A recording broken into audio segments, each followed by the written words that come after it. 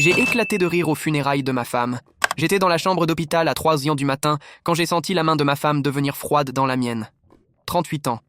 C'est tout ce que nous avions eu. 38 ans. Ce n'était pas assez. Le médecin avait insisté pour que j'attende dehors pendant sa dernière procédure.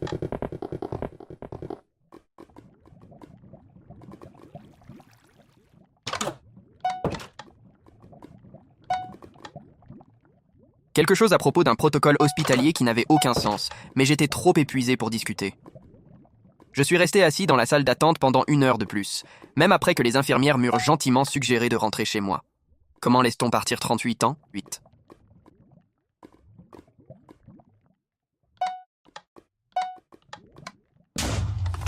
Les 3 jours suivants ont été flous. Je ne pouvais pas manger. Tout avait le goût de carton. Dormir était impossible parce que chaque fois que je fermais les yeux, je voyais son visage. La maison était vide sans elle. Sa tasse de café était toujours sur le comptoir, à moitié vide, avec sa trace de rouge à lèvres sur le bord.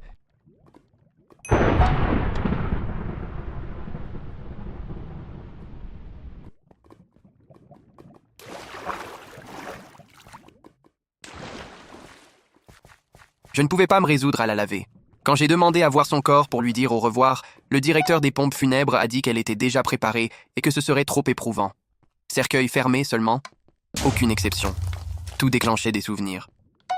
Hier, je me suis retrouvé debout dans la salle de bain, fixant l'endroit où nous avions dansé un slow il y a 20 ans. Nous venions d'emménager ensemble et avions passé 3 heures à nous disputer pour savoir si nous devions acheter des rideaux de douche rayés ou à pois. Nous avions fini par prendre un modèle transparent qu'aucun de nous deux ne voulait.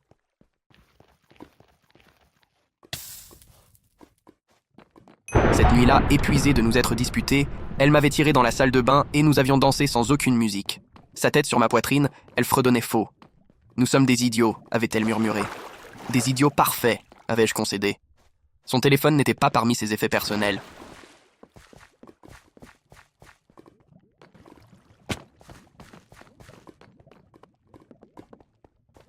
L'hôpital a dit qu'il avait dû être égaré dans la confusion, ce qui semblait étrange car elle ne le perdait jamais de vue. Ma sœur s'est occupée de la plupart des arrangements funéraires parce que je n'arrivais pas à fonctionner. Elle échangeait sans cesse des regards étranges avec le directeur des pompes funèbres,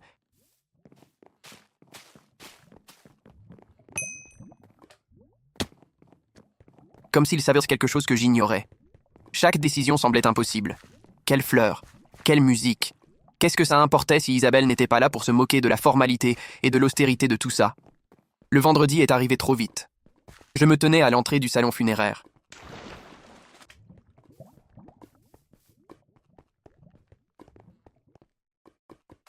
Regardant les gens entrer, vêtus de noir, l'air mélancolique comme il se doit. Isabelle aurait détesté ça. Elle aurait plaisanté sur le fait qu'ils ressemblaient tous à des participants à un audit fiscal et non à une célébration de la vie de quelqu'un.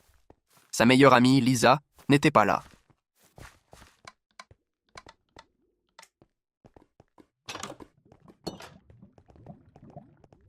Apparemment, elle avait dû quitter la ville subitement pour une urgence familiale le lendemain du décès d'Isabelle.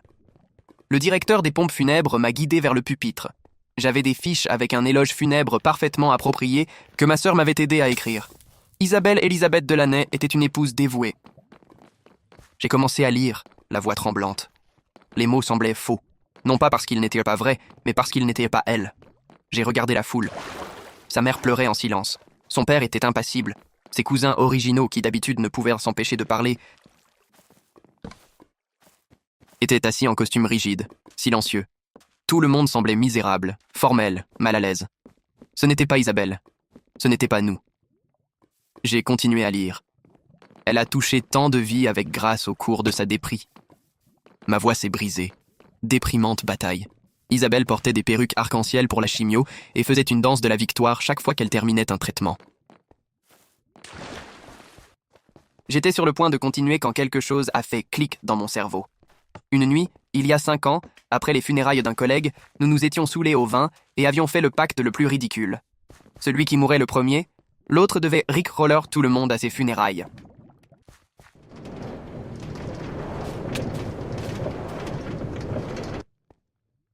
Promets-le-moi, avait-elle dit, riant si fort qu'elle en pleurait. Sérieusement, fais-leur un rickroll, mets la chanson entière. Nous avions même fait un serment du petit doigt, comme des enfants. Un clic sur mon téléphone, et soudain, le beat initial de Never Gonna Give You Up a inondé le salon funéraire.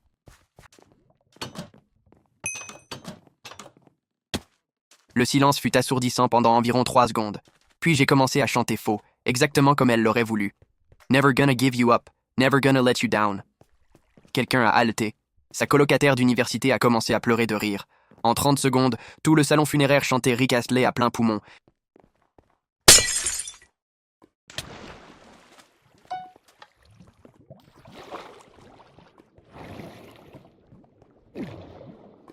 Pleurant et riant simultanément.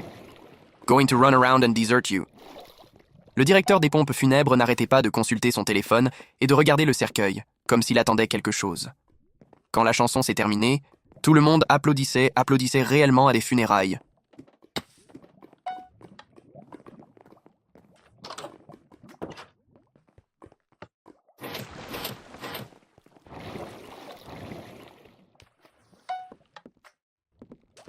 J'ai été figé parce que j'ai vu ses lèvres se courber légèrement dans le cercueil.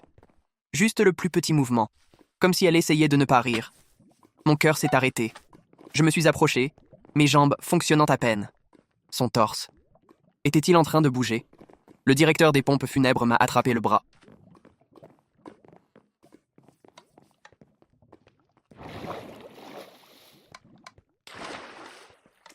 Monsieur Delaney, nous devons... J'ai retiré mon bras et j'ai bondi vers le cercueil. Mathias a bougé plus vite que ce à quoi je m'attendais, sa main saisissant mon épaule avec une force surprenante.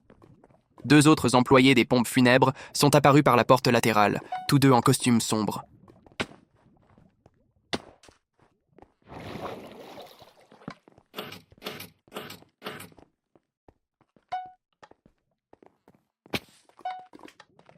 Formant un mur entre Isabelle et moi.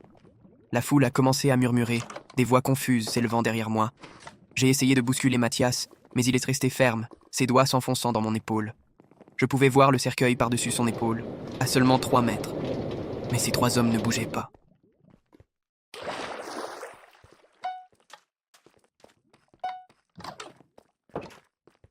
Ma voix est sortie plus forte que je ne l'avais prévu. Elle a bougé. J'ai vu ses lèvres bouger. Son torse se soulevait. Quelqu'un doit vérifier si elle respire. Mathias a parlé d'une voix basse et calme sur le chagrin et le stress, et comment l'esprit joue des tours lorsque nous perdons quelqu'un.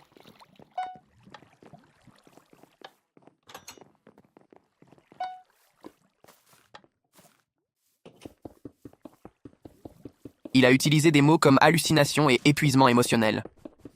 J'ai continué d'essayer de le contourner, mais les 2 autres employés se déplaçaient avec lui, bloquant chaque angle. Ma sœur est apparue à mes côtés, le visage complètement blanc. Elle a posé sa main sur mon bras et a commencé à me tirer en arrière.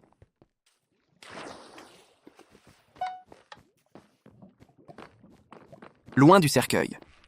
Les personnes endeuillées étaient debout maintenant, la moitié me regardant comme si j'avais perdu la tête. L'autre moitié se regardant, essayant de comprendre s'ils devaient partir. La mère d'Isabelle sanglotait plus fort qu'avant, avec ses horribles bruits d'étouffement. Son père la tenait dans ses 2 bras.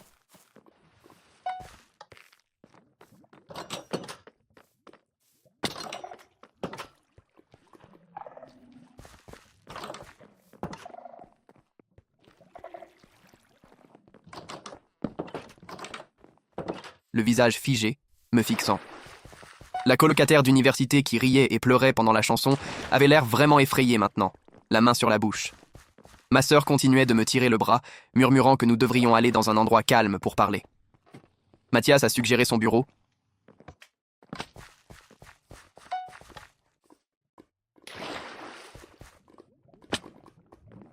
Sa voix toujours trop calme, trop rodée, comme s'il avait déjà fait ça. Ma sœur a accepté immédiatement sans même me regarder. Cela m'a retourné l'estomac. Elle ne remettait pas en question ce que j'avais vu. Elle ne demandait pas si j'étais sûr. Elle voulait juste m'éloigner du cercueil. Les 2 employés sont restés entre Isabelle et moi, pendant que Mathias nous guidait vers un couloir latéral.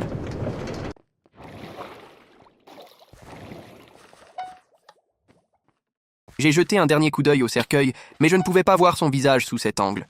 La foule se dispersait. Certaines personnes se dirigeaient vers la sortie, d'autres se regroupaient, parlant à voix basse. Le bureau de Mathias sentait le produit à polir les meubles et le vieux papier.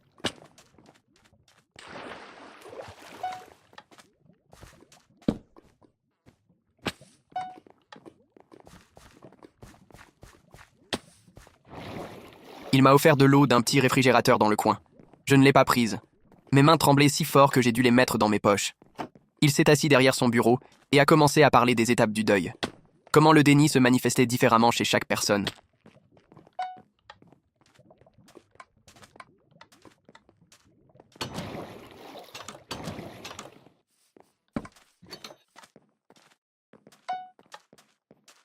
Comment le stress de perdre un conjoint après 38 ans peut amener l'esprit à voir des choses qui n'existent pas. Je l'ai coupé en plein milieu de sa phrase. Je voulais voir le corps d'Isabelle de près. Je voulais vérifier moi-même si elle respirait en ce moment. Mathias a secoué lentement la tête, son expression de sympathie forcée.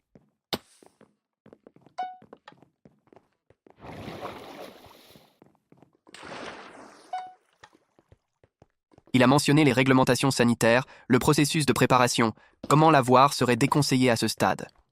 Ma sœur s'est assise à côté de moi sur l'une des chaises en cuir, sa main trouvant la mienne et la serrant trop fort. Je me suis dégagé et les regardai droit dans les yeux.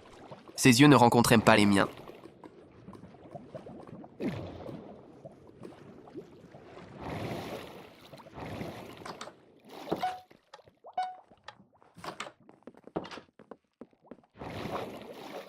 Je lui ai demandé directement ce qu'elle me cachait.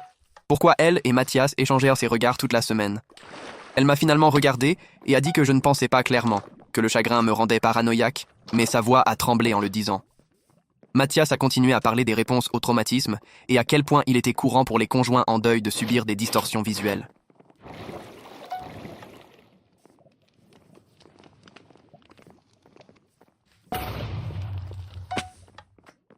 La façon dont il le disait sonnait répétée, comme s'il avait déjà fait ce discours.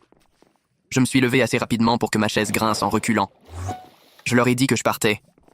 Ma sœur m'a appelé pour que j'attende, mais j'étais déjà à la porte. Je me suis assis dans ma voiture sur le parking du salon funéraire pendant 20 minutes.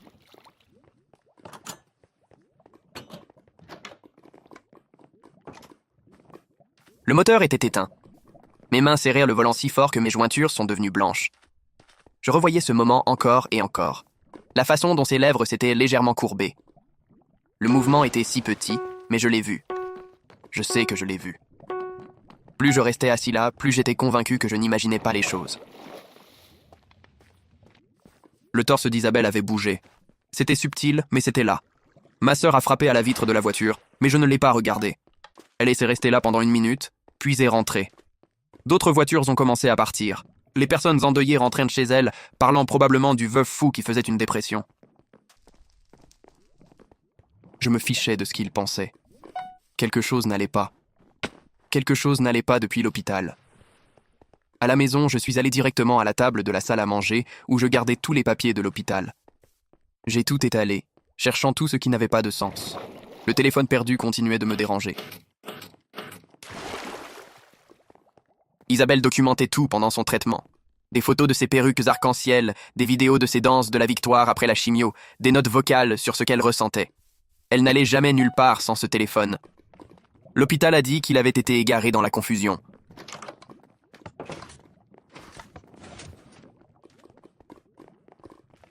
Mais cela ne correspondait pas.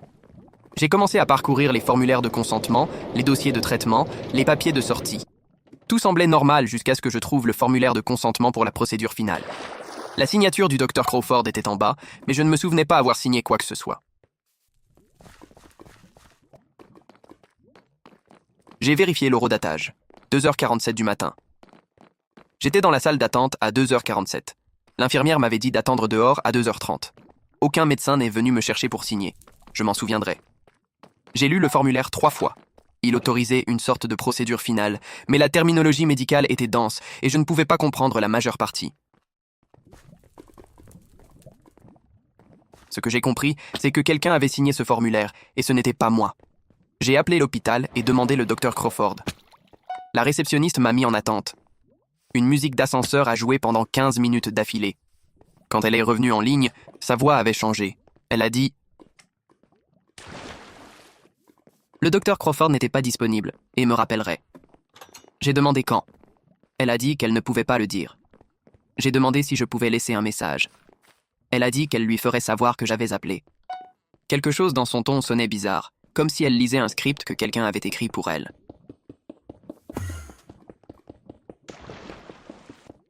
J'ai raccroché et j'ai regardé le formulaire de consentement sur la table.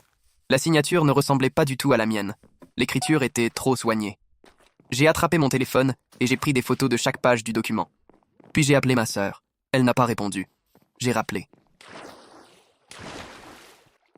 Toujours pas de réponse. J'ai laissé un message lui demandant de me rappeler que j'avais besoin de parler des papiers de l'hôpital. Ma voix est sortie plus ferme que je ne me sentais. J'ai regardé la tasse de café d'Isabelle toujours sur le comptoir, avec la tache de rouge à lèvres sur le bord. Il y a 3 jours.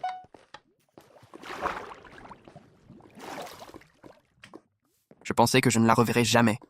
Maintenant, je ne savais plus quoi penser. J'ai pris mon téléphone et j'ai cherché le contact de Lisa. L'appel est allé directement à la messagerie vocale sans même sonner une fois, comme si son téléphone était éteint ou qu'elle m'avait bloqué. J'ai regardé l'écran pendant 1 minute avant d'essayer son numéro de travail. La réceptionniste a répondu à la 2e sonnerie et j'ai demandé Lisa. Il y a eu une pause. Puis elle m'a dit que Lisa avait pris un congé prolongé. J'ai demandé quand cela avait commencé et elle a dit le lendemain du décès d'Isabelle. La façon dont elle l'a dit sonnait répétée, comme si on lui avait dit quoi dire si quelqu'un appelait pour Lisa.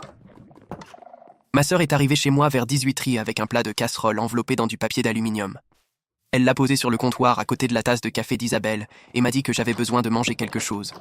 Je n'y ai pas touché. Nous nous sommes assis à la table de la cuisine et elle n'arrêtait pas de regarder ses mains au lieu de moi. Finalement, elle a dit que le directeur des pompes funèbres l'avait averti que je pourrais faire une crise nerveuse. Elle a dit que voir des morts bouger ou respirer dans leur cercueil était courant avec le deuil, que l'esprit joue des tours quand on est sous le choc. Sa voix était trop douce. Comme si elle parlait à un enfant. Je lui ai demandé directement pourquoi elle ne m'avait pas dit que Lisa était partie en ville. Elle m'a regardé et a hésité, sa bouche s'ouvrant et se fermant comme si elle essayait de trouver les mots justes. Elle a dit que Lisa ne pouvait pas supporter de perdre Isabelle, qu'elles étaient leurs meilleures amies depuis l'université et que Lisa s'était simplement effondrée. Mais sa voix a vacillé en le disant, instable et faible, comme si elle lisait des lignes que quelqu'un d'autre avait écrites pour elle. J'ai observé son visage et j'ai su qu'elle mentait, mais je ne l'ai pas confrontée tout de suite.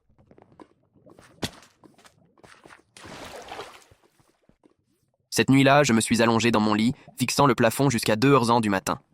Je ne pouvais pas dormir. Je me suis levé, je me suis habillé, et je suis retourné au salon funéraire. Le bâtiment était sombre quand je suis arrivé sur le parking, à l'exception d'une lumière qui brillait dans ce qui semblait être le sous-sol.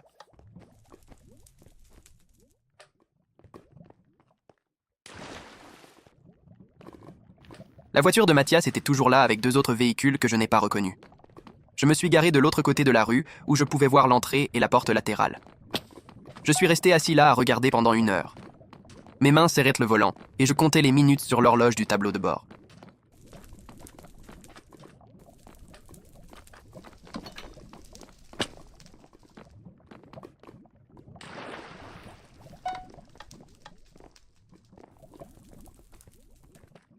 À 3h15, une femme en uniforme d'infirmière est sortie par la porte latérale. Elle a regardé autour du parking avant de marcher vers l'une des voitures inconnues et de s'en aller. Les salons funéraires n'ont pas de personnel médical qui travaille au milieu de la nuit. Ils n'ont personne en uniforme d'infirmière du tout.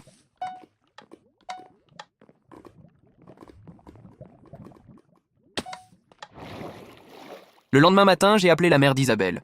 Elle a répondu à la 4e sonnerie, l'air fatigué. Je lui ai demandé si elle avait remarqué quelque chose d'étrange à l'hôpital ou aux funérailles.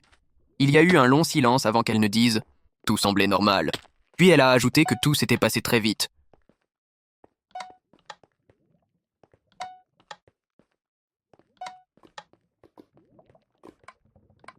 Comment il s'était précipité avec les arrangements funéraires. Comment elle avait à peine eu le temps de réaliser qu'Isabelle était partie avant qu'ils ne planifient le service.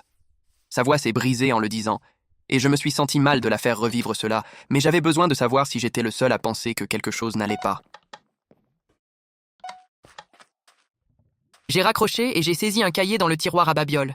J'ai commencé à écrire tout ce qui n'avait pas de sens. L'exigence de cercueil fermé sans explication, le téléphone perdu d'Isabelle, qu'elle ne quittait jamais. Lisa partant subitement en ville le lendemain du décès d'Isabelle. Ma sœur échangeant des regards avec le directeur des pompes funèbres, comme s'ils partageaient un secret. Le formulaire de consentement avec la fausse signature à 2h47 du matin. Du personnel médical au salon funéraire à 3h du matin. Mathias consultant son téléphone et surveillant le cercueil pendant le rickroll. La liste a rempli une page entière. Je suis retourné à l'hôpital et je suis allé directement au comptoir principal.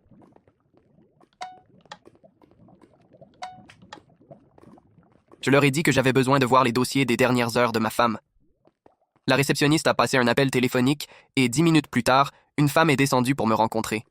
Elle s'est présentée comme Violette Fitzpatrick, l'administratrice de l'hôpital. Elle m'a emmené à son bureau au 3e étage.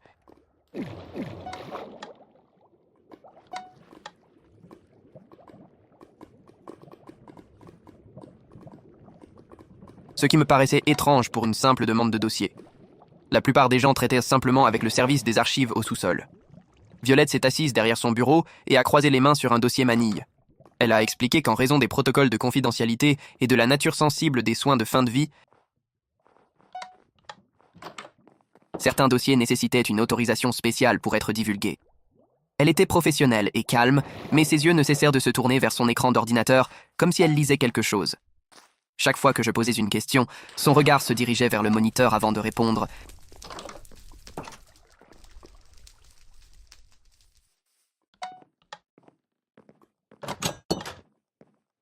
Comme si quelqu'un lui donnait les réponses en temps réel.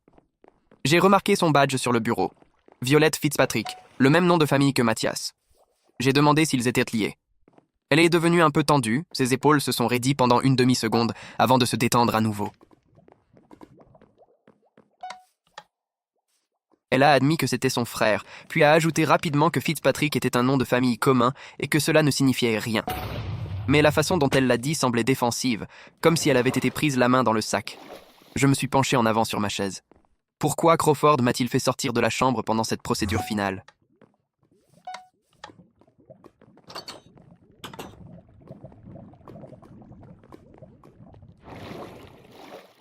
L'expression de Violette s'est adoucie et elle a croisé les mains sur le bureau.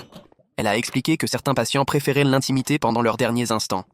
Peut-être qu'Isabelle l'avait demandé. Cela n'avait aucun sens. Isabelle et moi avions traversé chaque traitement ensemble. Chaque procédure, chaque scan, chaque rendez-vous. Elle m'a tenu la main pendant le pire, et je l'ai tenue. Elle n'a jamais voulu d'intimité de ma part, pas une seule fois en 38 ans. Je me suis levé et j'ai dit à Violette que je voulais des copies de tout. Elle a dit que cela prendrait du temps pour traiter la demande.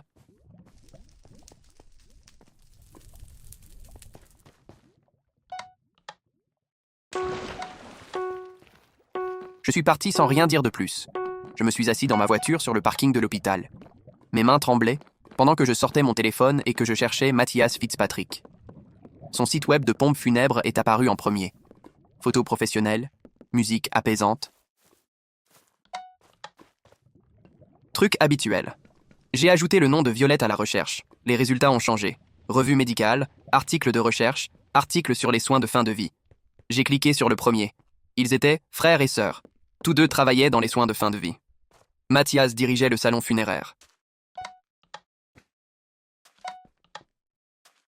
Violette gérait l'administration de l'hôpital. Ils avaient écrit des articles ensemble, co-rédigé des études. J'ai fait défiler les titres. Protocole de soins palliatifs innovants, modèle de soins centré sur la famille, stratégie de gestion de la douleur. Mon estomac s'est noué. J'ai cliqué sur un article d'il y a 2 ans.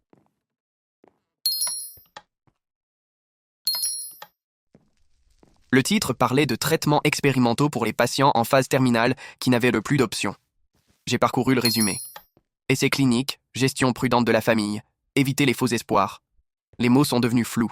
J'ai dû le lire 3 fois avant que cela ne s'imprime. Ils parlèrent de mentir aux familles, de gérer les attentes en contrôlant l'information. Mes mains se sont mises à trembler si fort que j'ai failli laisser tomber mon téléphone. Je l'ai posé sur le tableau de bord et j'ai saisi le volant. L'article continuait sur les considérations éthiques.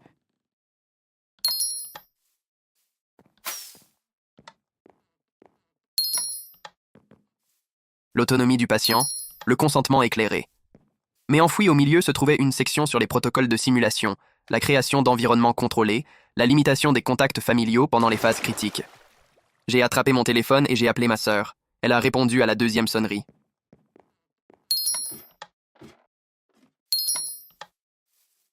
Je lui ai raconté ce que j'avais trouvé. Les articles, la recherche, Mathias et Violette travaillant ensemble. Je lui ai demandé si quelqu'un lui avait parlé de traitements expérimentaux. Il y a eu un long silence de l'autre côté, juste une respiration. Puis elle a dit que nous devions parler en personne. qu'elle viendrait tout de suite. Elle a raccroché avant que je puisse demander autre chose. J'ai fait les 100 pas dans mon salon pendant 40 minutes. Quand la sonnette a retenti, j'ai pratiquement couru pour ouvrir. Ma sœur était là, mais elle n'était pas seule. L'infirmière Jacqueline était à ses côtés. La même infirmière qui m'avait suggéré de rentrer de l'hôpital cette nuit-là. Celle qui n'arrêtait pas de me surveiller dans la salle d'attente. Ma sœur est passée devant moi et est entrée dans la maison. Jacqueline l'a suivie. Elles se sont toutes les deux assises sur le canapé. Je suis resté debout. Jacqueline m'a regardé et a dit qu'il y avait quelque chose que je devais comprendre sur les choix de traitement de fin de vie d'Isabelle. Elle a commencé à parler. On avait proposé à Isabelle de participer à un essai expérimental 3 semaines avant sa mort. Un traitement de la dernière chance avec des risques graves. L'essai exigeait quelque chose d'inhabituel, une mort simulée, des funérailles. Toute la mise en scène. Elle a dit que c'était pour protéger la recherche des interférences, pour gérer les attentes de la famille pendant la période d'issue incertaine. Les mots sortirent de sa bouche, mais ils n'avaient aucun sens. Je les entendais, mais je ne pouvais pas les traiter. J'étais debout maintenant. En fait, j'ai réalisé que j'avais été debout tout le temps, mais maintenant je criais. Personne n'a le droit de simuler la mort de quelqu'un. C'est de la folie. C'est illégal. C'est mal. Ma sœur a commencé à pleurer. Elle a dit qu'Isabelle lui avait fait promettre de ne pas me le dire. Qu'Isabelle savait que je refuserais de la laisser prendre le risque. Qu'Isabelle voulait cette chance, même si cela signifiait me faire vivre un enfer. J'ai regardé ma sœur et lui ai demandé comment elle avait pu me cacher ça. Comment elle avait pu me regarder souffrir. Comment elle avait pu aider à planifier des funérailles pour quelqu'un qui n'était peut-être pas mort. Jacqueline a fouillé dans son sac à main et a sorti un dossier. Elle l'a ouvert sur la table basse. Documents, formulaires, papier de consentement. Elle a montré les signatures, l'écriture d'Isabelle. Je l'ai reconnue immédiatement. La façon dont elle faisait son I majuscule, la boucle dans son IG.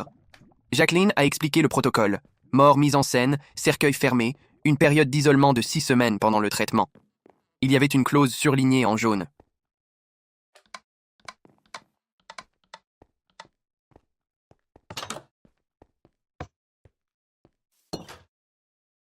Elle disait que le conjoint ne serait informé que si le patient ne survivait pas au traitement réel.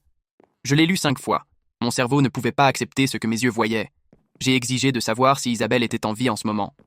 Jacqueline a dit qu'elle ne pouvait pas confirmer l'état du patient. Mais que l'établissement d'essai était à 2 heures de là. Elle m'a donné cette information avec soin, comme si elle marchait sur une ligne entre les règles et la miséricorde. Je me suis tourné vers ma sœur. Elle pleurait toujours, mais elle m'a regardé dans les yeux. Elle a admis qu'elle savait depuis 5 jours qu'Isabelle avait survécu à la phase initiale du traitement.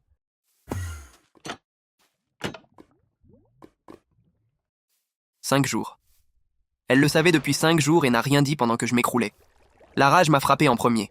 Chaude, vive et accablante. Ils m'ont menti. Tous. Isabelle, ma sœur, les médecins, les infirmières, le directeur des pompes funèbres. Ils m'ont fait vivre des funérailles.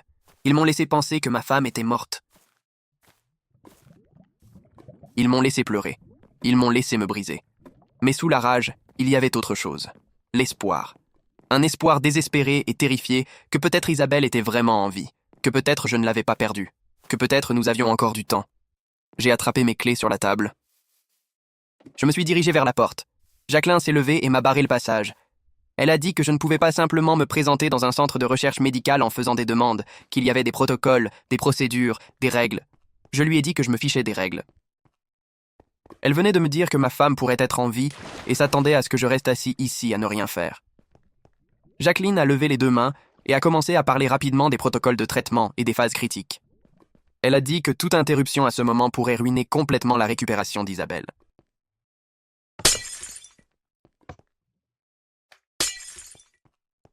Les mots sortirent de cette manière rodée, comme si elle les avait répétés.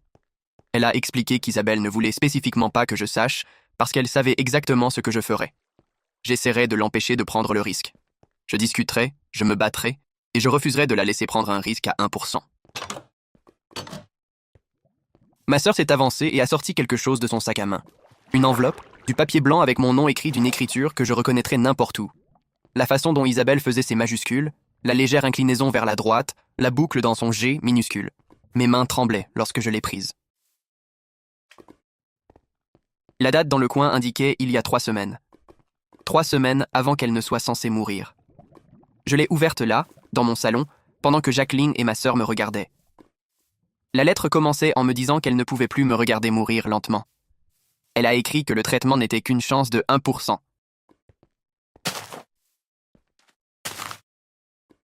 Mais qu'elle devait la saisir. Elle a dit que si je lisais cette lettre, cela signifiait qu'elle avait survécu à la première phase. Elle a dit qu'elle m'aimait. Le papier s'est froissé dans ma poigne. Je l'ai relu.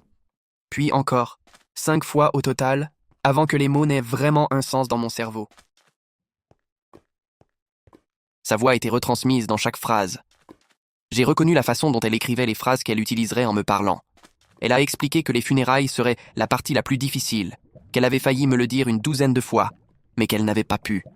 Elle avait besoin que je fasse un deuil authentique pour que personne ne soupçonne que le protocole de l'essai était enfreint.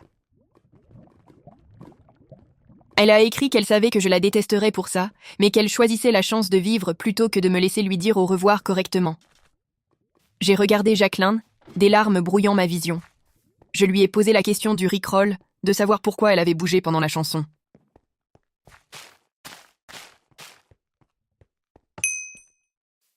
Le visage professionnel de Jacqueline s'est légèrement fissuré. Elle a admis que ce n'était pas censé arriver. Isabelle était sous sédation profonde, complètement inconsciente, mais apparemment notre pacte était assez fort pour briser les drogues. Le directeur des pompes funèbres avait reçu une alerte sur son téléphone indiquant que ses signes vitaux avaient explosé. Il paniqua parce que tout était sur le point d'être révélé, juste là, devant tout le monde. Je pleurais maintenant, vraiment, ce que je ne m'étais pas permis de faire depuis cette première nuit à l'hôpital. Le fait de réaliser qu'Isabelle était vivante me semblait impossible à assimiler, mais aussi le fait qu'elle ait orchestré tout cela, qu'elle m'ait laissé souffrir en pensant qu'elle était morte, qu'elle m'ait fait monter sur ce podium pour prononcer un éloge funèbre. Jacqueline dit qu'Isabelle réclamait de me voir maintenant que je connaissais la vérité, mais que je devais comprendre que le traitement n'était pas terminé. L'issue restait incertaine.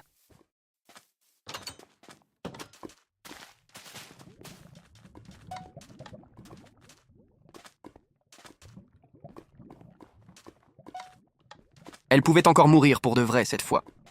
Ma sœur a attrapé ses clés sur la table. Elle a dit qu'elle m'emmènerait à l'établissement de recherche. C'était à 2 heures au nord d'ici. Elle a parlé tout le long de l'autoroute. Elle m'a raconté comment Isabelle lui avait fait jurer de protéger l'essai.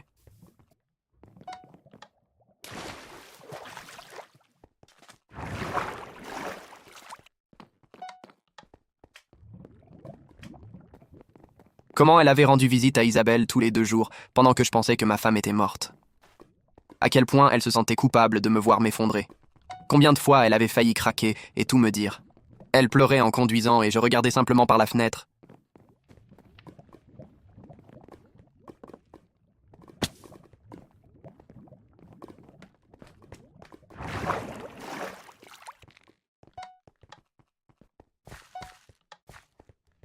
Essayant de digérer tout ça. L'établissement ne ressemblait pas du tout à un hôpital, mais plutôt à une clinique médicale privée nichée dans les bois. Bâtiment non marqué, pas de panneaux, juste des arbres partout. Violette Fitzpatrick nous a accueillis à l'entrée. Le même nom de famille que le directeur des pompes funèbres.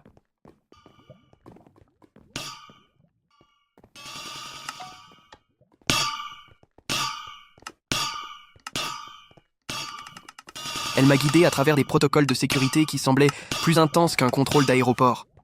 Elle a expliqué que le système immunitaire d'Isabelle était compromis par le traitement. Je devrais suivre des procédures de contamination strictes. On m'a donné des vêtements de bloc opératoire à enfiler dans une petite pièce.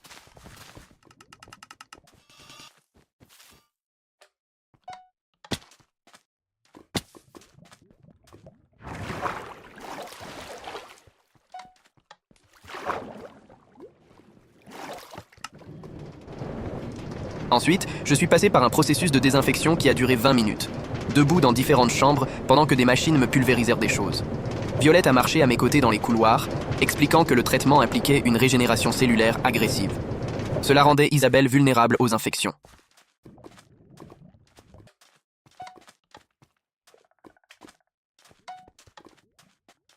Elle était dans un environnement stérile. Notre visite se ferait à travers une vitre en verre avec un système d'interphone. Pas de toucher, pas de contact physique, juste parler au travers de téléphone comme lors d'une visite en prison. Quand nous sommes arrivés dans sa chambre, je l'ai vue à travers la vitre et mes jambes ont failli me lâcher.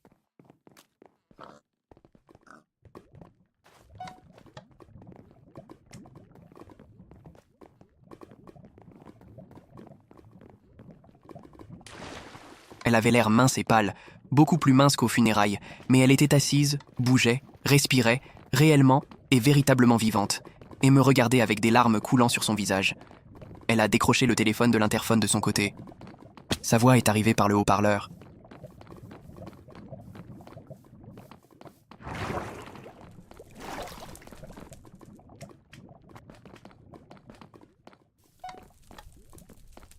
Disant qu'elle était désolée, qu'elle savait que j'étais en colère, mais qu'elle devait essayer. J'ai posé ma main contre le verre. Elle a fait de même de son côté, paume contre paume avec seulement la barrière entre nous. J'ai pleuré trop fort pour parler pendant plusieurs minutes. Je suis resté là.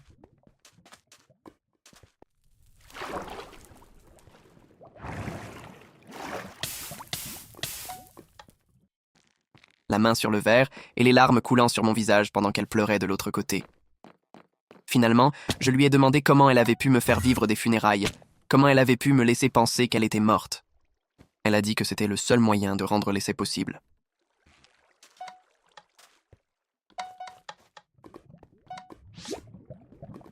Qu'elle ne pouvait plus mourir lentement pendant que je regardais impuissant, qu'elle préférait que je la déteste et qu'elle ait une chance de vivre plutôt que je lui tienne la main pendant que le cancer la tuait morceau par morceau. Sa voix s'est brisée en le disant. Je pouvais la voir trembler de l'autre côté du verre.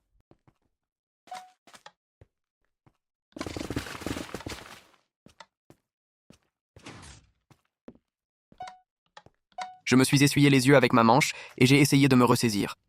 Isabelle a repris le combiné de l'interphone et sa voix est arrivée, tremblante mais claire.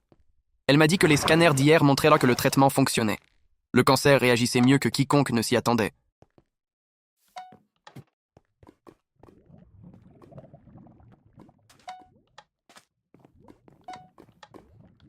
Mais qu'elle avait besoin de 4 semaines de plus dans cette pièce avant de savoir si c'était permanent ou seulement temporaire. Son visage avait l'air effrayé en le disant, comme si elle demandait la permission pour quelque chose qu'elle avait déjà fait. Elle a admis qu'elle ne savait pas si c'était le bon choix.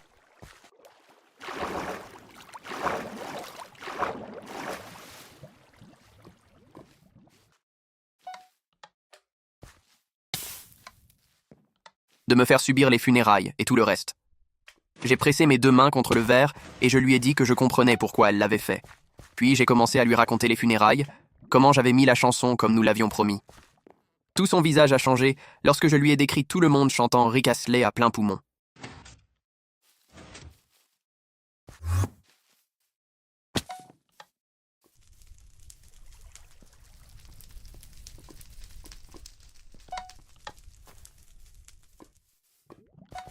Elle a commencé à rire, ce même rire qui remplissait notre cuisine le samedi matin, et j'ai réalisé que j'avais cru que je ne l'entendrais plus jamais. Elle a dit qu'elle avait entendu la musique à travers la sédation, qu'elle était censée rester complètement endormie, mais que la chanson l'avait ramenée.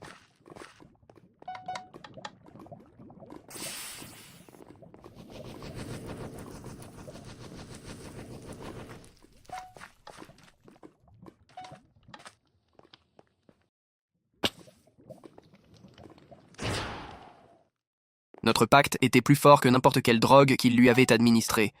Nous avons parlé à travers le verre pendant 2 heures d'affilée. Elle a décrit le processus de traitement, comment cela avait fondamentalement réinitialisé son système immunitaire et que cela faisait plus mal que tout ce qu'elle avait traversé auparavant.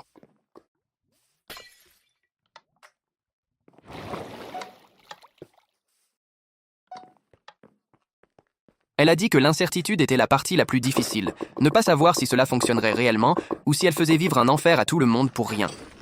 Elle avait demandé de mes nouvelles tous les jours depuis le début de la procédure. Ma sœur lui avait montré des photos des funérailles sur son téléphone.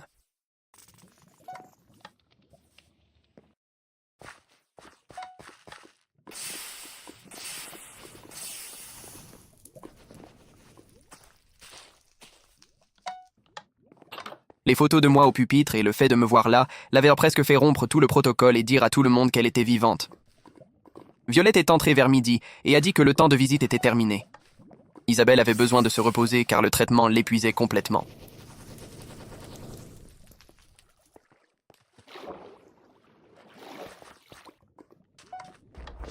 Isabelle et moi avons fait des plans pour que je revienne dans 3 jours et elle a promis que si le traitement échouait, elle me le dirait elle-même cette fois.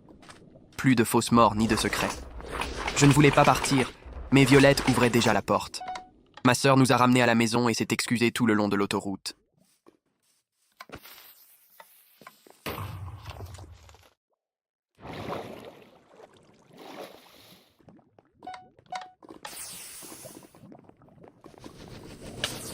Elle n'arrêtait pas de dire qu'elle regrettait d'avoir menti, regrettait de m'avoir vu souffrir, regrettait de faire partie de tout ça. J'étais trop fatigué pour rester en colère, juste soulagé, effrayé et plein d'espoir, tout mélangé, essayant de réaliser que je pourrais avoir plus de temps avec Isabelle. La maison semblait différente à notre retour, comme si les murs s'étaient légèrement déplacés. Je me suis assis à la table de la cuisine pendant 1 heure, fixant simplement le vide. Le lendemain matin, j'ai commencé à téléphoner. Je devais expliquer aux gens qu'il y avait eu une erreur, qu'Isabelle était en fait sous traitement et que les funérailles avaient eu lieu trop tôt.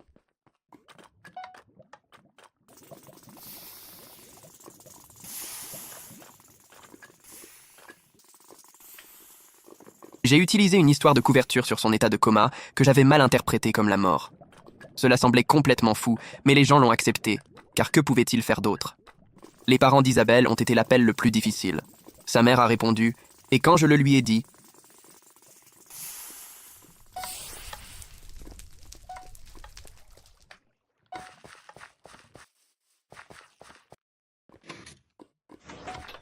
elle a pleuré si fort qu'elle ne pouvait pas parler.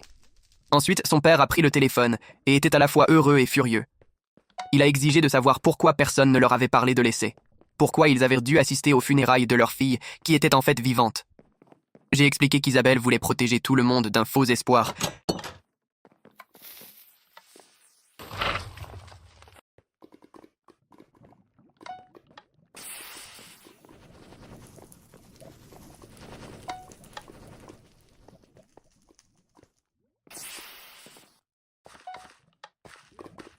Qu'elle ne voulait pas que les gens regardent, attendent et souffrent si ça ne marchait pas.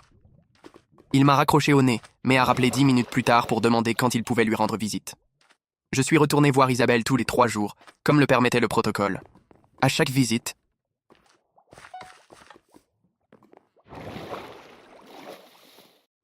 elle semblait un peu plus forte. Son teint était meilleur. Elle pouvait rester assise plus longtemps. Sa voix devenait plus ferme.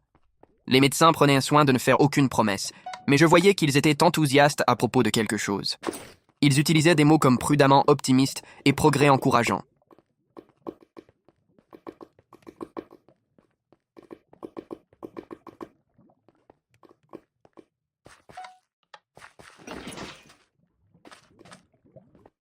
À 3 semaines de traitement, Lisa m'a finalement appelé.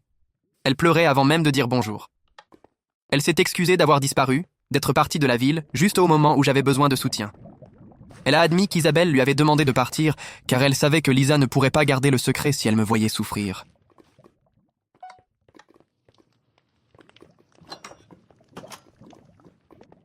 Lisa a dit qu'elle avait été un désastre total à cause de la culpabilité, appelant ma sœur tous les jours pour prendre de mes nouvelles. L'oncologue m'a pris à part après l'une de mes visites. Nous étions dans le couloir à l'extérieur de la chambre d'Isabelle, et il m'a dit que sa réponse dépassait toutes leurs projections.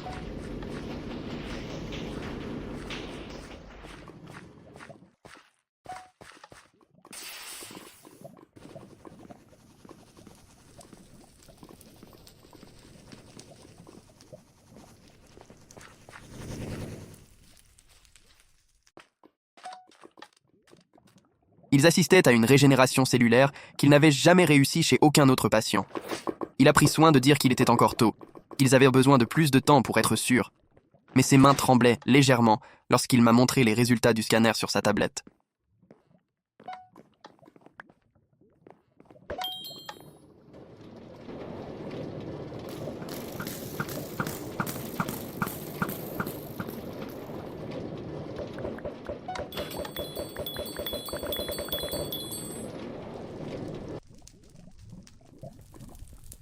Je suis passé par la maison avant ma prochaine visite et j'ai attrapé la boîte de perruques arc-en-ciel dans le placard d'Isabelle.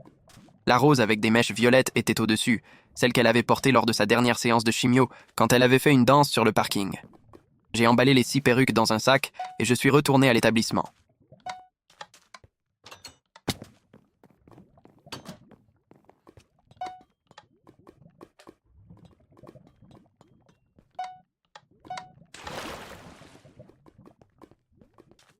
Violette m'a accueilli à l'entrée et a souri quand elle a vu ce que j'apportais. Elle a dit qu'Isabelle adorerait, qu'elle avait demandé ses perruques depuis le 2e jour de traitement. J'ai passé le processus de nettoyage et je me suis tenu à la vitre avec le sac. Le visage d'Isabelle s'est illuminé quand elle a vu ce que j'avais apporté.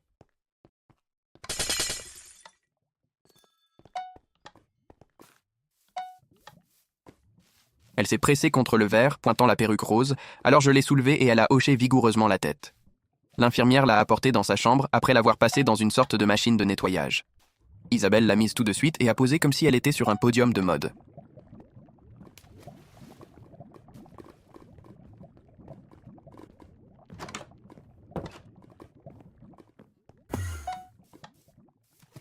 J'ai ri si fort que j'ai dû m'asseoir. Elle a porté une perruque différente à chaque visite après cela. La bleue avec des pointes argentées, la verte qui ressemblait à de l'herbe, l'orange qu'elle appelait son spécial cône de signalisation. Elle les présentait à travers le verre, plaisantant sur son défilé de mode d'isolement.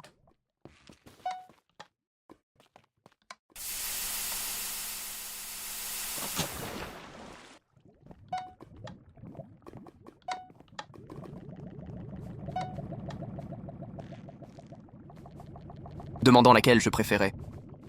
Nous avons passé des heures à parler sur l'interphone, elle et la perruque qu'elle avait choisie. Moi, la main sur le verre. Nous retrouvions le chemin l'un vers l'autre malgré la barrière.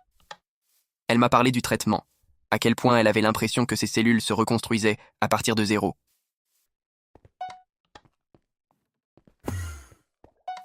Je lui ai parlé des appels téléphoniques que j'avais passés, à quel point les gens étaient confus, comment ses parents voulaient lui rendre visite, mais que l'établissement ne le permettait pas encore. 3 semaines sont devenues 4 semaines. Les médecins ont commencé à dire que son système immunitaire se renforçait.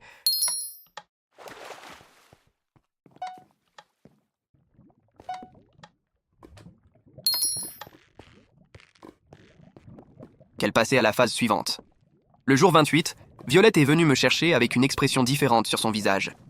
Elle a dit que les chiffres d'Isabelle étaient suffisamment bons pour que je puisse entrer dans la pièce avec elle. Je devais porter des vêtements spéciaux et un masque, mais je pourrais la toucher pour de vrai.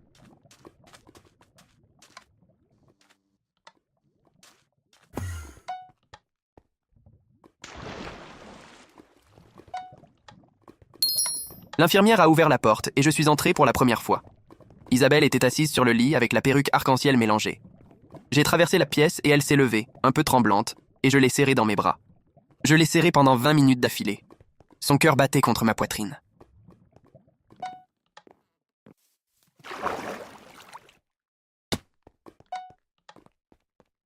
Son souffle était chaud dans mon cou. Elle était réelle et vivante, et là, dans mes bras. Elle n'arrêtait pas de dire mon nom, encore et encore. Je ne pouvais pas arrêter de pleurer. Je la serrais juste dans mes bras et la sentais respirer. Les médecins ont fait plus de tests la semaine suivante. J'étais assis dans la salle d'attente pendant qu'elle passait des scanners et des prises de sang. L'oncologue est sorti après 2 heures et m'a demandé de venir dans son bureau. Il a montré des images sur son écran d'ordinateur qui montraient les scanners d'Isabelle. Il a pointé des zones où le cancer avait été et a dit qu'il ne pouvait trouver aucune cellule active.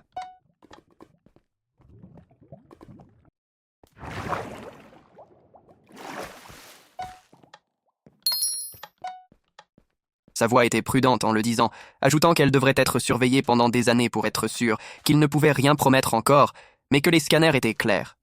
Je lui ai demandé si je pouvais le lui dire, et il a dit qu'elle le savait déjà, qu'il venait de finir de lui parler.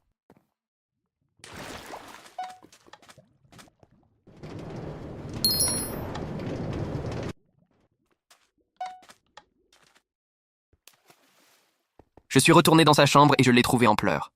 Pas des pleurs de tristesse, le genre où l'on a peur de croire que quelque chose de bien pourrait être réel.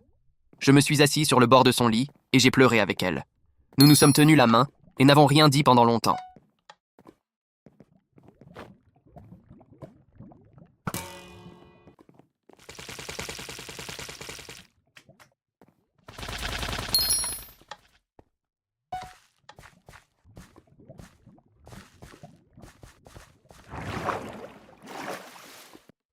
Deux semaines plus tard, Violette m'a dit qu'Isabelle était autorisée à partir. Le traitement avait fonctionné mieux que quiconque ne l'avait prévu. J'ai conduit jusqu'à l'établissement un après-midi ensoleillé avec les vitres baissées. Isabelle est sortie en vêtements normaux pour la première fois en 6 semaines.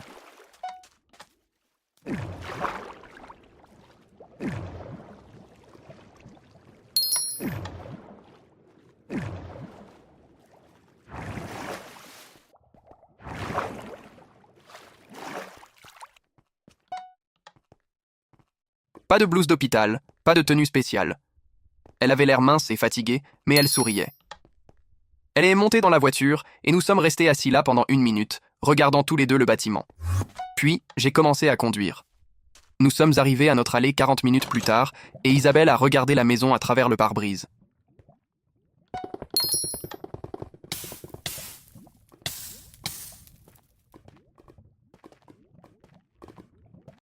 Ses yeux se sont tournés vers la fenêtre de la cuisine et elle a vu sa tasse de café toujours sur le comptoir, celle avec sa tache de rouge à lèvres que je n'avais jamais lavée.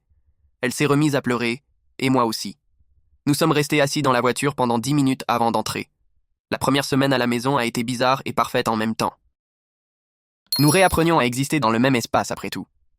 Isabelle avait besoin de beaucoup de repos. Elle s'asseyait sur le canapé pendant 1 heure, puis avait besoin de dormir pendant 2 heures. Elle ne pouvait pas manger grand-chose. Son estomac s'ajustait encore au traitement, mais elle était là et elle se battait.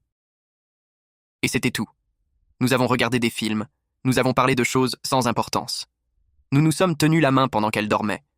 Je lui ai fait de la soupe qu'elle pouvait à peine manger. Elle portait ses perruques arc-en-ciel dans la maison, même si elle n'en avait plus besoin.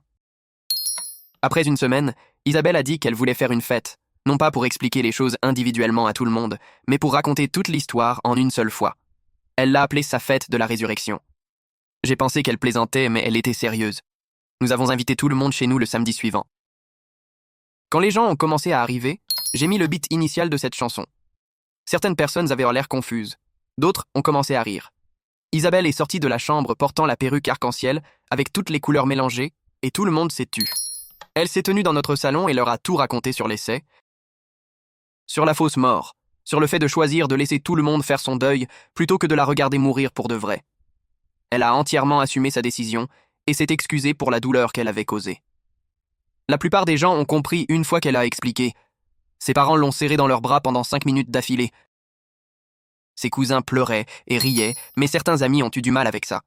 Son collègue de la bibliothèque est parti après 20 minutes, sans dire au revoir. Sa voisine a dit qu'elle se sentait utilisée, que le chagrin n'est pas quelque chose que l'on simule. Isabelle n'a pas défendu ni excusé son choix. Elle a simplement dit qu'elle connaissait le coût de sa décision et qu'elle ferait tout ce qu'il faudrait pour reconstruire la confiance. 3 mois se sont écoulés. Isabelle est revenue pour des scanners toutes les 2 semaines et il continuait de se révéler clair. Son oncologue nous a dit qu'il rédigeait les résultats de l'essai pour publication. Il a demandé si Isabelle accepterait d'être un cas d'étude afin que d'autres médecins puissent apprendre de ce qui lui était arrivé. Elle a dit oui immédiatement. Elle voulait que son expérience aide d'autres patients confrontés à des choix impossibles. Ma sœur et moi avons lentement arrangé notre relation. Il m'a fallu du temps pour lui pardonner complètement de m'avoir menti, de m'avoir regardé souffrir à ses funérailles. Nous avons déjeuné un jour et elle a admis qu'elle avait failli me le dire une 12aine de fois. Elle a dit que garder le secret était la chose la plus difficile qu'elle ait jamais faite. Qu'elle se réveillait la nuit en se sentant malade à cause de cela. Je lui ai dit que je comprenais pourquoi elle l'avait fait, même si je détestais qu'elle ait dû le faire. Lisa est revenue en ville en novembre. Elle a d'abord appelé Isabelle et elles ont parlé pendant 3 heures. Puis elle m'a appelé et s'est excusée à nouveau. Isabelle l'a invitée un vendredi soir. Lisa a apporté du vin et nous nous sommes tous saoulés comme au bon vieux temps. Nous avons ri de toute l'histoire, des funérailles qui n'en étaient pas. De moi faisant le rickroll à tout le monde, des perruques arc-en-ciel. Lisa a dit qu'elle avait suivi une thérapie pour gérer la culpabilité. Isabelle lui a dit d'arrêter de se sentir coupable, qu'elle lui avait demandé de partir parce qu'elle savait que Lisa ne pouvait pas garder de secret. Nous avons terminé 2 bouteilles de vin et Lisa s'est endormie sur notre canapé. Je me suis réveillé le lendemain matin et j'ai trouvé Isabelle déjà habillée. Assise à notre table de cuisine avec un cahier et son ordinateur portable ouvert.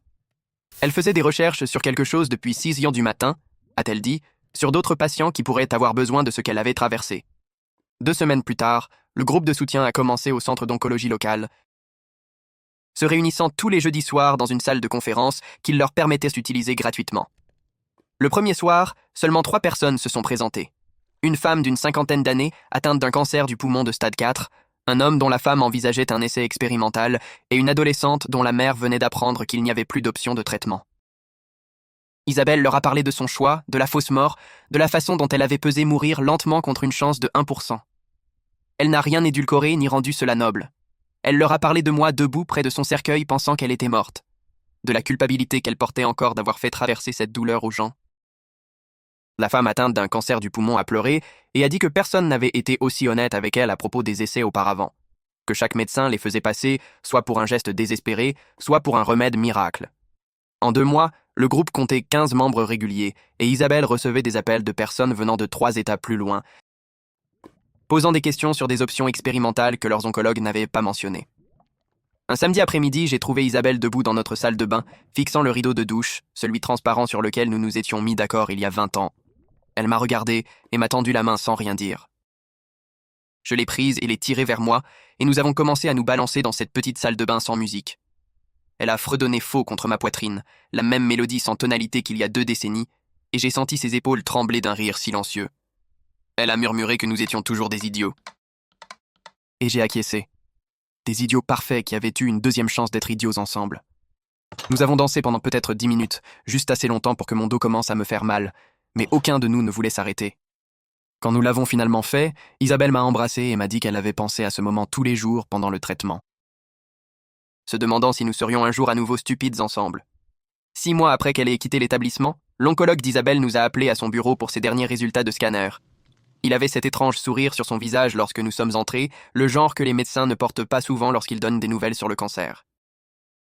Il a montré les scanners sur son écran d'ordinateur et a pointé des zones qui montraient auparavant des tumeurs, sauf que maintenant, elles ne montraient rien. Rémission, a-t-il dit. Rémission officielle sans aucune cellule cancéreuse détectable nulle part dans son corps. Isabelle m'a saisi la main si fort que j'ai cru qu'elle allait me briser les doigts. Nous sommes restés dans son bureau pendant 1 heure de plus à parcourir les calendriers de suivi et les futurs scanners, mais j'écoutais à peine car je n'arrêtais pas de regarder Isabelle et de la voir vraiment là, vraiment restée. Cette nuit-là, nous avons réservé des vols pour un complexe balnéaire que nous parlions de visiter depuis notre 20e anniversaire, mais que nous n'avions jamais eu le temps de faire. 2 semaines plus tard, nous étions assis sur le sable, ne faisant absolument rien, juste existant dans le même espace, regardant les vagues et lisant des livres, et ne parlant ni de cancer, ni d'essai, ni de la mort. Isabelle a porté une perruque arc-en-ciel différente tous les jours, même si elle n'en avait plus besoin, et d'autres touristes la regardaient, mais elle s'en fichait. Le dernier jour, elle a enlevé la perruque et a laissé le soleil frapper ses cheveux en repousse. Et elle a dit que c'était la première fois en 3 ans qu'elle se sentait comme une personne au lieu d'une patiente. La tasse de café était restée sur notre comptoir pendant 8 mois après que j'ai ramené Isabelle à la maison. Chaque fois que je passais devant, je voyais cette tache de rouge à lèvres et je me souvenais que je pensais que je ne la verrais plus jamais porter cette teinte. Un matin, je l'ai finalement prise et je l'ai portée à l'évier. J'ai ouvert l'eau chaude et j'ai frotté jusqu'à ce que la tache disparaisse. Isabelle est entrée dans la cuisine et m'a vu l'essuyer et a commencé à rire de mon attachement sentimental à la vaisselle sale. Je lui ai dit que c'était comme effacer la dernière partie de son absence, et elle a dit « bien ». Elle voulait que j'efface tout. Nous trouvions notre chemin vers une nouvelle version de la normalité où aucun de nous ne présumait que le lendemain nous était garanti. Elle s'arrêtait au milieu de la préparation du dîner, juste pour me serrer dans ses bras. Je me réveillais à 2h du matin et vérifiais qu'elle respirait toujours. Nous avons commencé à dire « je t'aime » environ 40 fois par jour, parce que nous le pouvions, parce qu'elle était là pour l'entendre. Les petites choses ne semblaient plus petites. Faire les courses ensemble, ou regarder la télévision sur le canapé, ou se disputer sur ce qu'il fallait manger au petit déjeuner. Tout cela ressemblait à des cadeaux que nous avions failli perdre. L'établissement de recherche a publié les résultats de son essai dans une grande revue médicale cet automne-là. L'oncologue d'Isabelle nous a appelés pour nous dire que, sur la base de son succès, le comité d'examen avait approuvé 3 autres patients en phase terminale pour le même protocole. En 1 mois, Isabelle a commencé à recevoir des lettres réacheminées par l'établissement de la part des familles de ses patients. Des gens la remerciant d'avoir été assez courageuse pour tenter quelque chose de fou, de donner à leurs proches une chance qu'ils n'auraient pas eue autrement. Elle a gardé chaque lettre dans une boîte dans notre placard et les lisait quand elle avait de mauvaises journées. Quand la culpabilité du faux enterrement devenait trop lourde. Une lettre est venue d'une mère dont la fille commençait l'essai, et elle a écrit que savoir que quelqu'un y avait survécu rendait la terreur légèrement plus tolérable. Isabelle a pleuré en lisant celle-ci, puis a appelé l'établissement, demandant si elle pouvait parler aux familles qui traversaient cela, si elle pouvait les aider à comprendre ce que leurs proches vivaient. Ils ont mis en place un programme de bénévolat où elle faisait des appels vidéo avec les familles, une fois que leurs patients entraient dans la phase d'isolement, et elle leur disait la vérité sur à quel point c'était difficile, à quel point c'était incertain, à quel point cela en valait la peine. Nous avons renouvelé nos vœux pour notre 39e anniversaire dans notre cour arrière avec seulement 30 personnes. Isabelle portait la perruque arc-en-ciel avec toutes les couleurs, celle qu'elle avait portée à sa fête de la résurrection. Et je portais le même costume de notre mariage original qui me rentrait à peine. Ma sœur a officié parce qu'elle s'était fait ordonner en ligne spécifiquement pour cela. Et elle a pleuré pendant toute la cérémonie. Quand ce fut le moment des alliances, Isabelle a sorti celle que nous portions depuis 38 ans et a dit que c'était les seules qu'elle voulait. Celle qui avait tout traversé avec nous. À la réception, quelqu'un a demandé quelle chanson nous voulions pour notre première danse. Et j'ai sorti mon téléphone, j'ai mis cette chanson en file d'attente, et soudain, le beat initial a inondé notre cour arrière. Tout le monde a éclaté de rire et a chanté. Nous étions tous faux. Et Isabelle et moi avons dansé toute la chanson pendant que nos amis et notre famille se faisaient un rickroll lors de notre renouvellement de vœux. Ses parents chantaient plus fort que quiconque. Et même Lisa était là, pleurant et riant en même temps. Quand la chanson s'est terminée, Isabelle m'a embrassé et a dit « Nous n'allions jamais oublier ça. » Et j'ai dit « Bien. » Je n'ai jamais voulu le faire. 1 an après les funérailles, qui n'en étaient pas. Nous étions tous les deux mieux que ce que nous osions espérer.